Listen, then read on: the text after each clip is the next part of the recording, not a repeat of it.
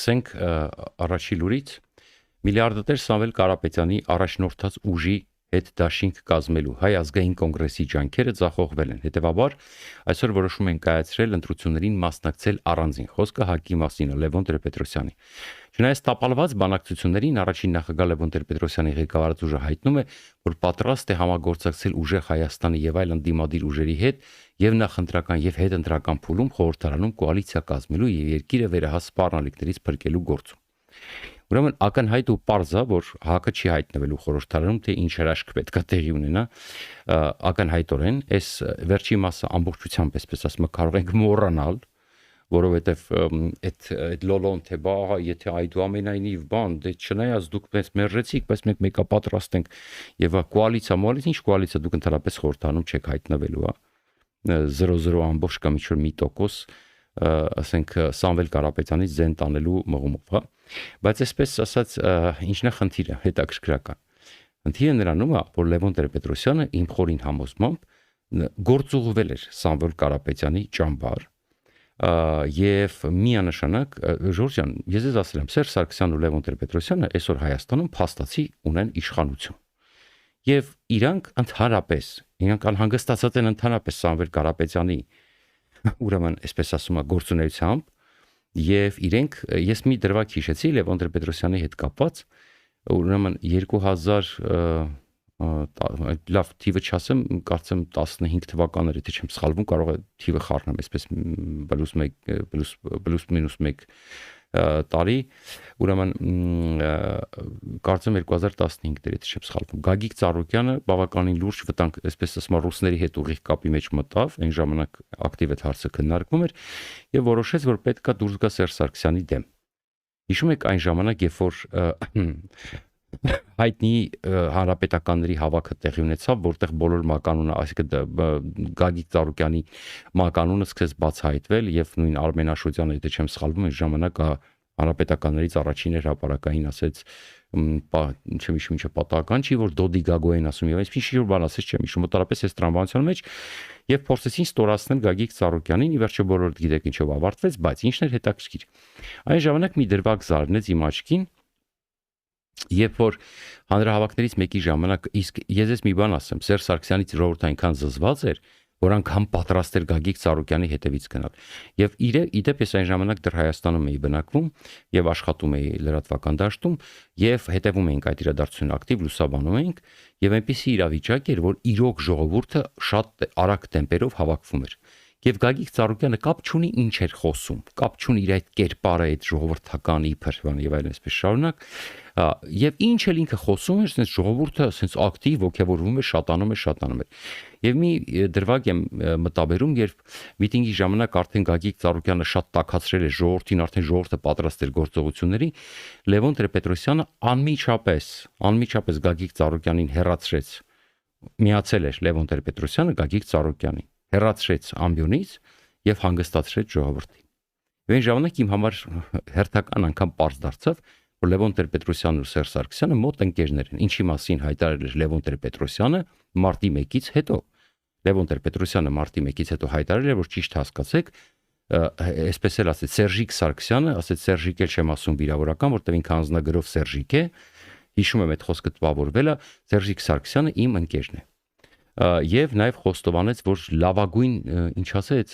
ինտրիգանտն է, թե ինտրիգ սարքողն է, այսպիսի մի բան ասեց այն ժամանակ,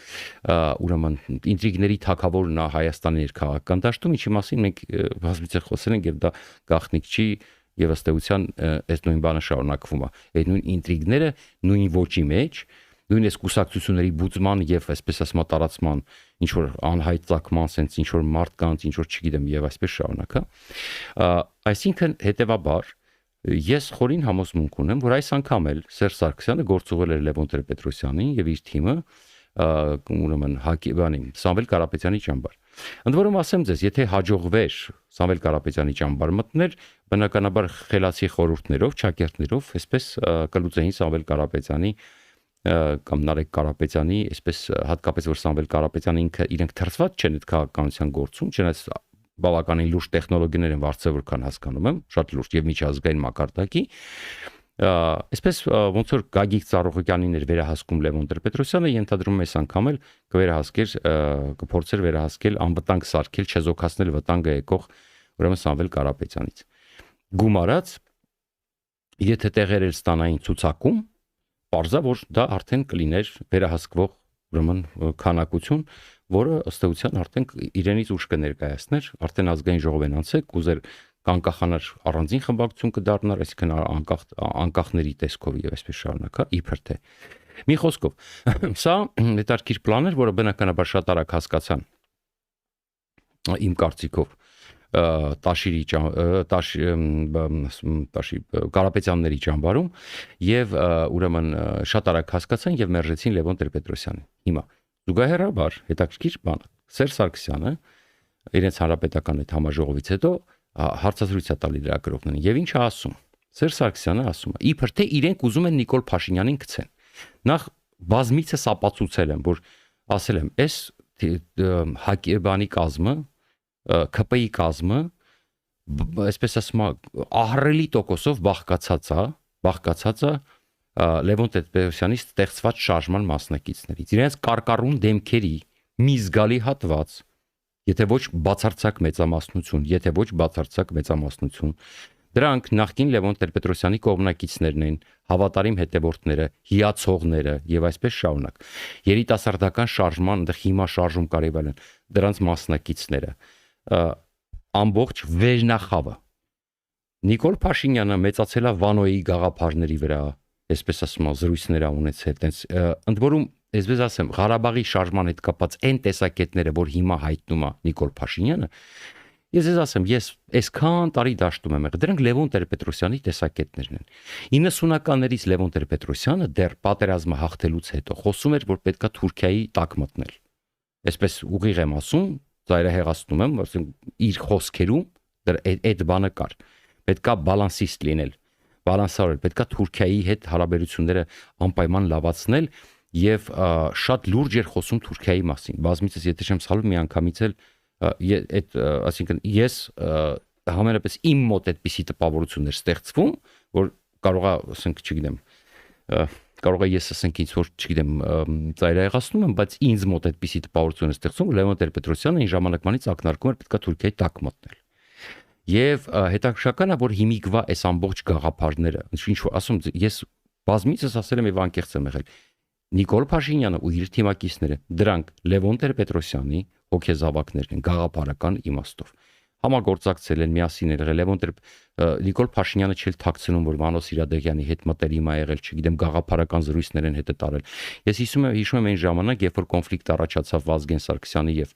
Լևոն Տեր-Պետրոսյանի միջեւ, ես դեռ այն ժամանակ ուսանող էի։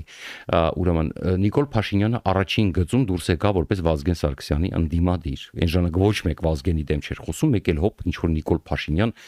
Ժորժյան, հավատացեք, այն ժամանակ խիզախ լիներ քիչ էր, որովհետև այսօր լավ է Թրամփը ասում է մենք էլ ենք խիզախ, բայց եթե Իրանում մարդիկ դուրս են գալի ճակատից խփում են, խիզախությունը ոչ մեկին պետք չի, դրանից հետո ոչ մեկ խիզախ չի, դրանից հետո բոլորը դիակ են։ Դա համար այն ժամանակ ես այդ 90-ականներին ապրել եմ, էլի, խիզախությունը տևում էր մի քանի վայրկյան, բայց դե Նիկոլ Փաշինյանը փաստորեն կարողացավ տես խիզախ դուրս էր գալի Վազգեն Սարգսյանին, տես խիզախ հարցեր էր տալի։ Այս պատմությունը շուտվանից է։ Այս սերտաճատությունը դա տասնյակ տարիների 30 տարվա պատմություն ունի, այսպես ասեմ մոտավորապես։ Դա համար ուրեմն իմ խորին համոզմամբ ակնհայտ է ինչ որ կատարվում է հիմա։ Սերժ, այսինքն եթե իրանք տենց անկեղծ ուզում են Նիկոլ Փաշինյանից ազատվեն, իրենք չեն, օրինակ Լևոն Տեր-Պետրոսյանը ձայները կտար, ասենք, բանին,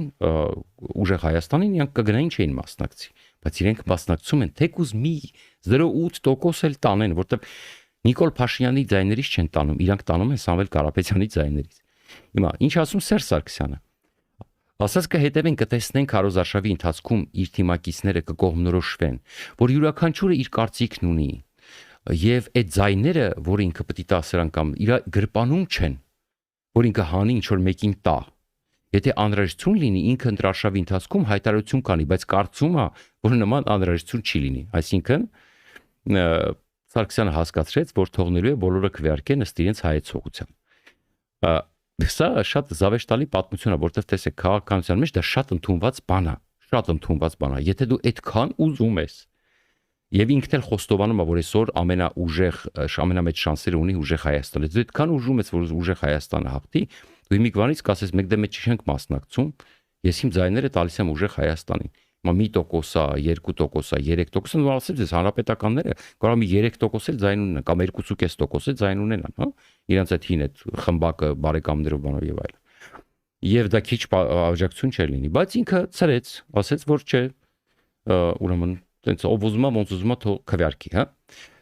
Նաև հասկացրեց, որ դեմ է բոլոր ուժերի միավորմանը, որ առնվազն 2-3 ուժերով գնալն ավելի ճիշտ է։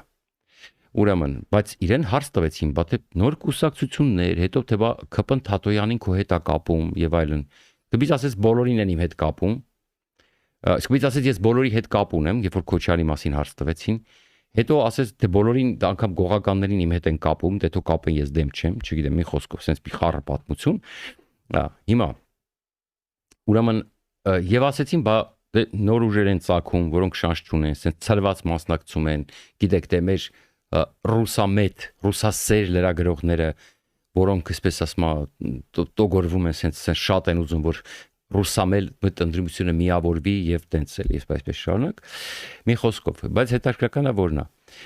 ասում է, որ դե ինքը կողմը որ 2-3 ուժով մասնակցեն, դե ասում է, դե ինչ անենք հիմա, նոր ուժերը որ ծագում են 0.քանի% են տանում, դա իրանց համար փորձ ձեռք բերելու թեմա է, թող փորձ ձեռք բերեն, ասում է, պետք է որ փորձ են ձեռք բերում, այդ փորձը չի վնասում, ասում է, դե բա վնասում է, բայց ինչ անենք, ուրեմն ես ասեմ, Սերժ Սարգսյանի օրոք ես լուսաբանել եմ ընտրությունները, ամբողջ այդ process-ների մեջ ասում եմ խրված եմ եղել որպես լրագրող, որպես հաղորդավար, անընդհատ տվել ենք։ Եվ սա Սերժ Սարգսյանի ոչնա, բուծել ինչքան հնարավոր է ուժեր։ Արևմտամետ դաշտում ռուսական գործակալներին դարձնել արևմտամետներին մտցնել բաների մեջ, sense մի խառը, այսինքն sense արևմտամետ Հայաստանում առանձնապես չի եղել երբեք, բայց դե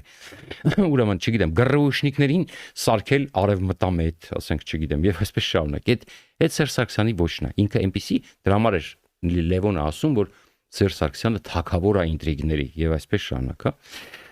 Եվ ավելին ասեմ ձեզ, մարտի 1-ի պայքարը իմ խորին համոզմամբ, ես մի անգամ այդ մասին ակնարկել եմ կամ ուղիղ ասել եմ, չեմ հիշում, կարծեմ թե եւ եթեր եմ արել այդ մասին པարզ խոսել եմ։ Մարտի 1-ին Լևոն Տեր-Պետրոսյանը, իսկ դուք գիտեք ովքեր էին Լևոն Տեր-Պետրոսյանի հետ։ Լևոն Տեր-Պետրոսյանը Սերժ Սարգսյանի համար էր աշխատում, իմ խորին համոզմամբ եւ իմ կարծիքով, որովհետեւ խնդիրը հետեւյալն էր։ Պուտինը ուզում էր Ռոբերտ Քոչարյան, այն ժամանակ ինքը Մեդվեդևի հետ ռակիրովկա եղավ, ինքը ուզում էր որ այստեղ էլ ռակիրովկա լինի, բայց Քոչարյանը մնար պաշտոնի։ Սկզբից ուզում էին Օսկանյանին բերեին նախագահ կամ մեկ ուրիշի, Քոչարյանը դառնա վարչապետ եւ փաստացի նախագահը մնա Քոչարյան։ Հետո երբ որ հանրապետականը հաղթեց ընտրություններում 2007 թվականի, հասկացան, որ այդ տարբերակը անհնար է, Սերժ Սարգսյանը պետքա լինի։ Անընդհատ խոսում են, որ Պուտինը պահանջում է, որ Քոչարյանը մնա վարչապետ, բայց եթե Քոչարյանը մնար վարչապետ, Սերժը նախագահ չէր լինելու։ Պարզա որ Պուտինն էր ասողը, Քոչարյանն էր վարչապետ, Սերժը լինելու էր սեղմված եւ կաշկանդված։ Եվ մարտի 1-ի շարժումը այդքան մարդու զոհվել է եւ այդ ամեն ինչը իրականում մարդիկ անկեղծ դուրս են եկել փողոց պայքարելու,